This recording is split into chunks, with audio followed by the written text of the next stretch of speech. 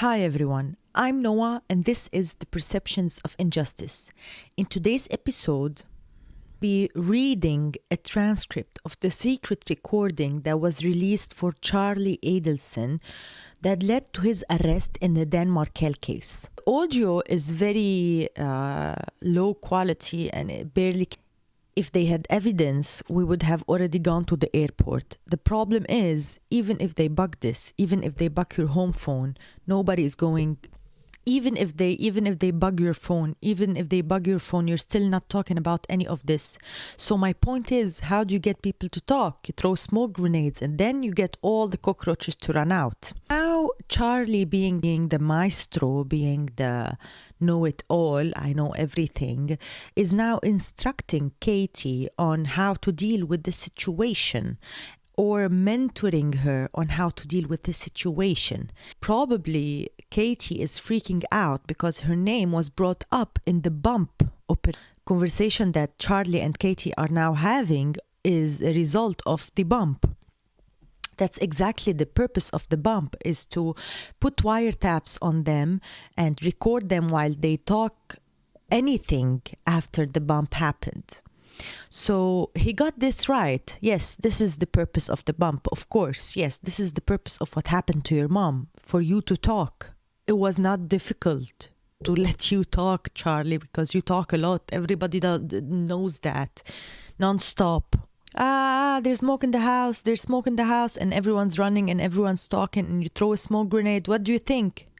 Listen, if that's what it was, it's very smart, because that means my mom hasn't told my dad anything. My mom knows my dad's gonna flip out when he finds out, but my mom hasn't told my dad anything. So you can see how distraught he is, because he will jump from one conversation to another in the same sentence without finishing the first idea.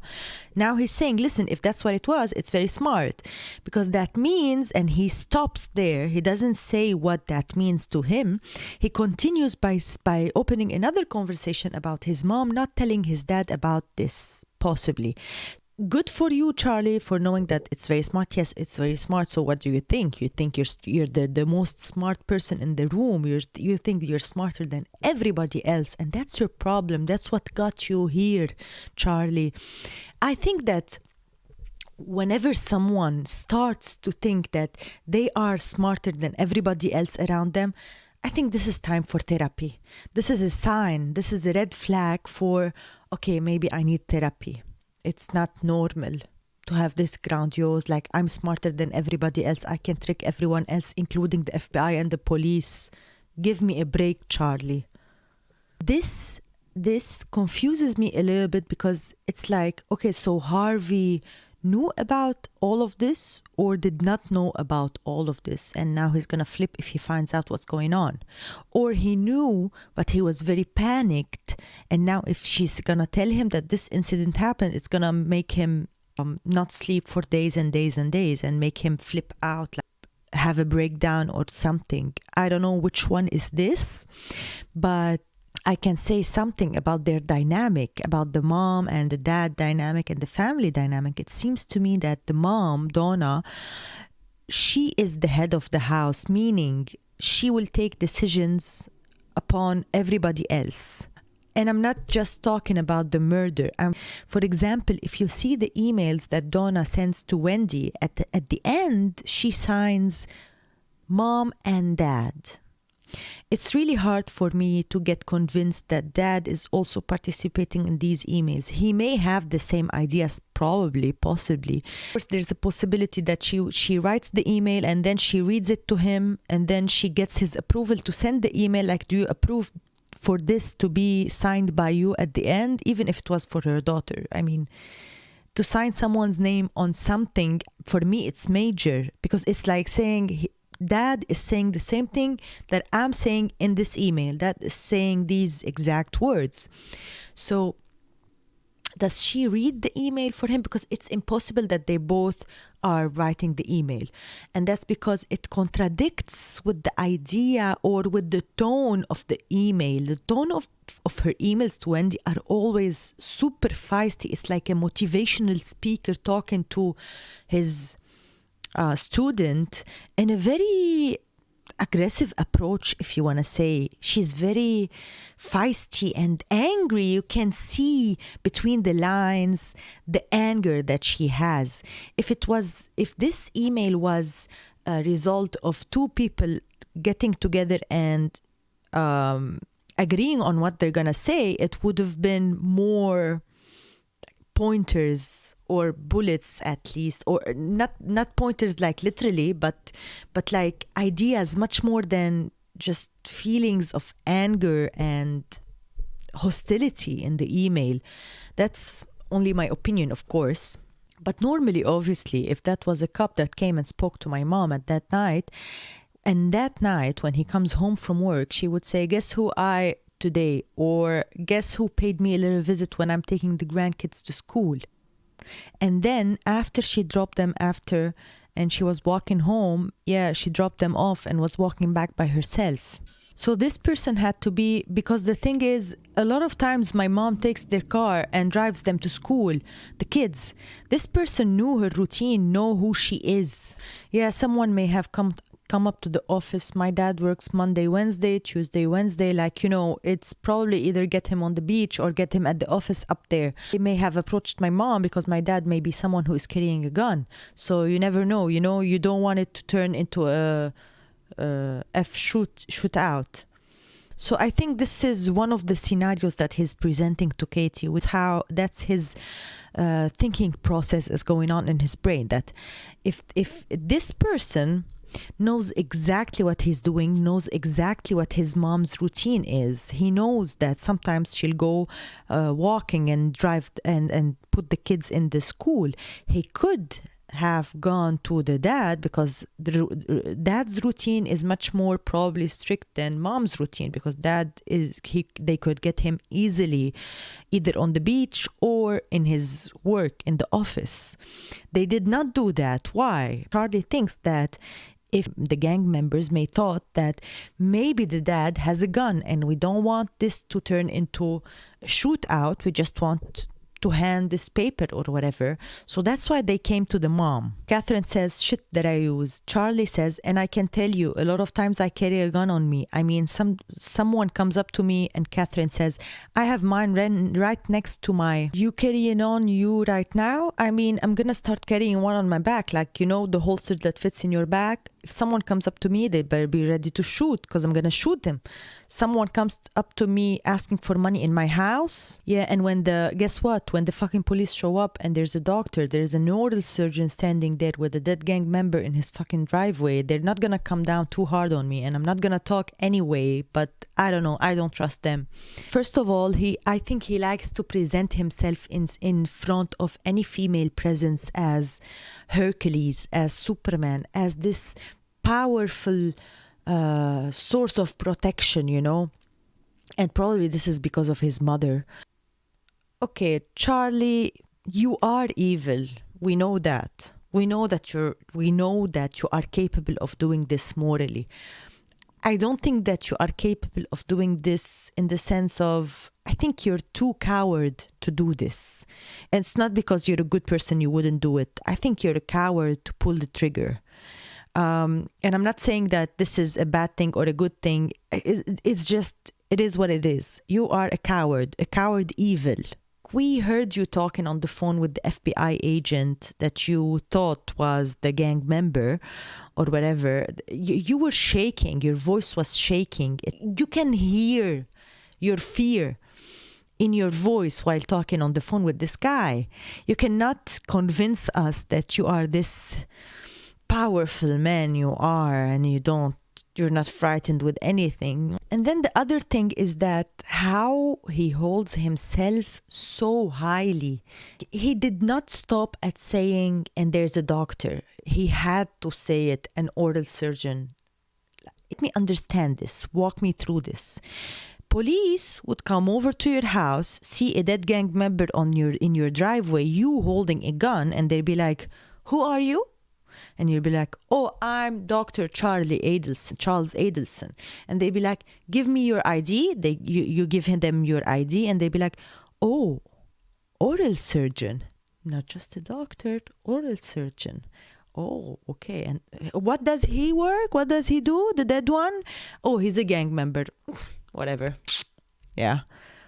Do you think that they will reward you for this? Just because you're an oral surgeon and he's a gang member? You have no value for life, for a human being's life? Your life through his eyes is just based on what is the social presence of this person in the society. If it was a good presence, if he was in a good position in society, in a high level of in society, then he would be respected. If not, he wouldn't. Life doesn't matter if he wouldn't be a high level in society.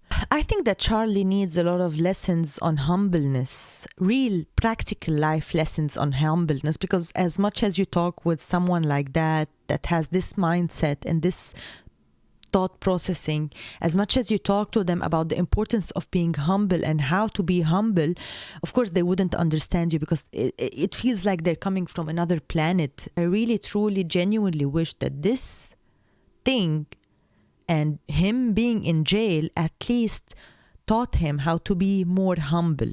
I wish. Katie, this is not like some chick showing off tattoos to your man. This is happening, and it's serious, because these people are going to come back. They didn't go through the trouble of seeking my mom out to hand her that and then go away. So he's trying to explain to Katie the deepness, the level of seriousness that this problem they're having is now. Probably the biggest problem for Katie was back before this incident would be a chick showing her tattoos to her man and her getting jealous about it and her getting a fight with her man about it. And this would be like life problem, big life problem that she would stop her life or something around. Now Charlie is explaining to her like, no. This problem that we're having now is another level of seriousness. It's not like the high school problems that you have in your life. This is serious. This is happening. We can be in jail. We can listen to me, Katie. You know, probably Katie is not taking this very seriously. I think, I don't know if she is or not, but like he is terrified, super anxious, and trying to get comfort from Katie by saying that. Like, so I've got two options. They're not going away. I may wish they'd go away and never come back, but they ain't going away. The trouble they went through, Katie says, they're now, because there's gonna be a point where it's just like, hold on, well, with a beard or with a badge, either or. I don't know. Listen, if a badge comes up to you and tell them, have a nice day, officer. Listen, if they want to charge me with something, charge me. If not, I don't talk to cops. Sorry. So he is at first expressing his wishes, his deepest wishes to Katie. Like, I wish they wouldn't come back, but this is not going to happen. They're gonna come back. He's sure of that, because probably he fantasized a lot before talking to Katie about them not coming back. But his rational side of his brain convinced the other side that it's not gonna happen. They're coming back probably. For me, it feels like a kid. You know, when the summer ends and he's like, I wish summer wouldn't end. I wish I can be in summer camp forever and ever and ever. He knows that's not gonna happen, but he still will wish it will happen, you know. That's how desperate he is to me. And now he's explaining to her First Amendments, like kind of, if they want to charge me, if they have evidence over me, cool, charge me, have evidence and charge me. If not, talk about and keep silence, because that's my right as an American. No perfect. Charlie says, no, it's very simple. It's like Catherine said, yeah, that shit. Charlie says, if you're gonna charge me, charge me. Yeah, but things have changed a lot. You know what's changed a lot? There's cameras everywhere. So cops now, they have a fucking pension. When they retire, they're gonna get a pension for the next 30 years. Medical, dental, and a salary every month. If they think that, you know, the cameras, look, how many cameras are in here? 5, you know? I mean, they'd better be going in a place where there's not a chance that someone doesn't have a camera pointing outside to know the caption of. What I'm saying is, that this person is not going away. They came very equipped with details. Where did the details came from? I don't know, the details. Well, because it's one of two things. What else could they... You could go to the cops and you give information. Okay, I'm going to tell them that my brother did it. So this is another scenario that he's presenting to Katie. For example, he's saying that what would have happened that led to the approach of this guy. Is he a cop or is he a real gang member? He's still thinking about it. He's just now, I think, thinking out loud with Katie, brainstorming about what could this have been. So he's saying that I'll go right now and tell them, okay, I'm going to tell them that my brother did it. I'll go right now and tell them. They're going to say, can you prove it? And I'm going to say, no. Did you know what kind of a gun it was used? I say, no. Did you see your brother do it? No. So he's saying that even if someone came to the police and told them, okay, Charlie did this and this and this, Charlie and Katie did this and this and this, if they don't have a proof... How do you know that it was him? He told me. Okay, he told you. That's called secondhand knowledge, and it's not even admissible. Okay, he told you. What did he tell you? He said, I did it. Even if I went in and said my brother said he did it, you've got to prove it. You've got to put the person on the scene. Not necessarily, Charlie. You've got to understand, in order to prove it, you have to put that person at the scene at the time, not in the car. Because the fact is, it's like, even if, let's say you just sat in the car, right? And then I go ahead and I commit a crime. And then I go, but your DNA is in the car. And I go, yeah, Katie was in my car and she got out and she did this horrible crime. Okay, so then they come and get the DNA in the car and go, oh, Katie was in the car. It has nothing to do with me robbing the Burger King. So even if I can prove that, yeah, Katie was with me. Can you put Katie at the Burger King? I can put Katie. I can say that she sat in the car, yeah. What you need to do is get that little bit of evidence from you having been in the car. And then they bring you into an interrogation. They're like, listen, we know that you were in that fucking car and you were in that car such and such day. He's explaining to her how the system works, how the interrogation works, and how the police works. Maestro. We know we've got your DNA. Even if your DNA, your fingerprints, your fucking hair is all over the fucking car. That proves, yeah, congratulations. You were in the car. It's not a crime to sit in the car, okay? You know what I mean? My mom could have sat in the car too. It's not a crime. They have to prove. They have to put you at the scene, at the date. 2. They said the guy's name was 2-0. I don't even know who the fuck it is. Is there just 2-0? Charlie has some knowledge in the system, the legal system. But apparently he missed a lot of courses. The other part of the knowledge that he missed is that for it to be a crime, it doesn't have to be like just pull the trigger. No, it's the same. If you hire a hitman to pull the trigger or you pull the trigger by yourself, it's the same.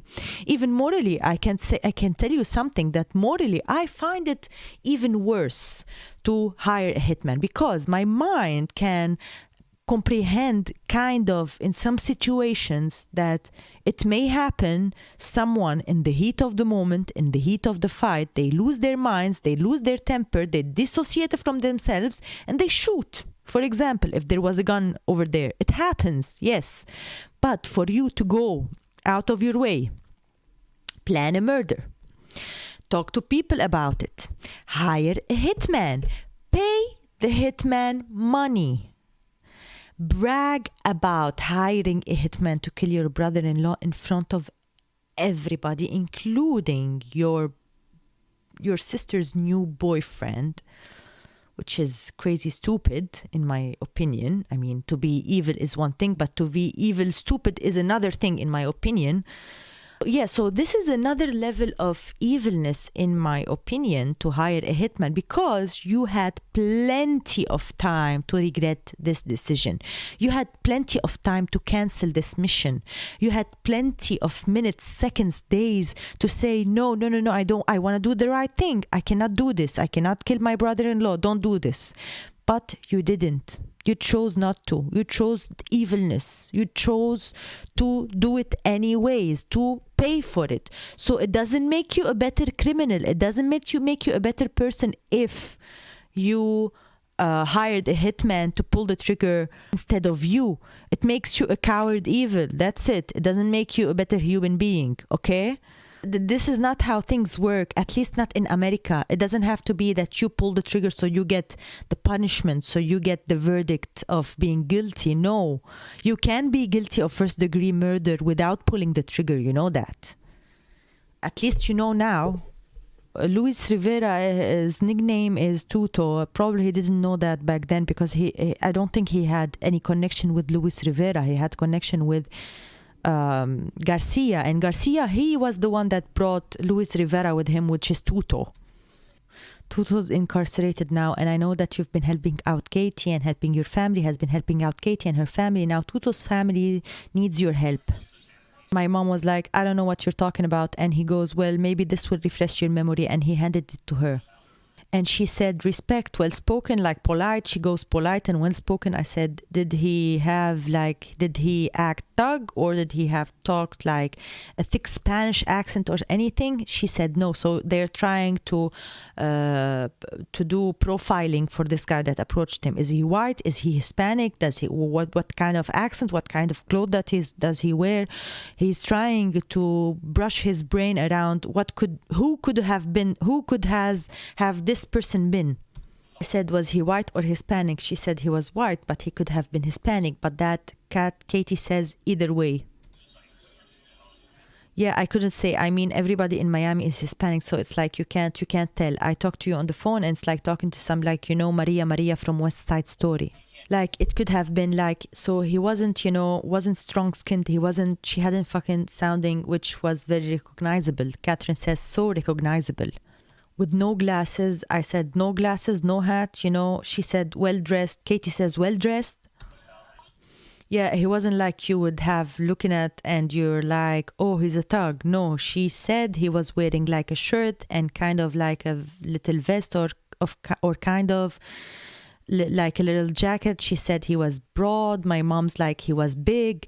So he's trying to tell Katie that he didn't hide behind anything. He didn't wear glasses. He didn't wear a hat. I mean, normally you would think that a gang member approaching and doing such a thing would be at least hiding, at least wearing some kind of sunglasses or a hat, some kind of protection for himself, just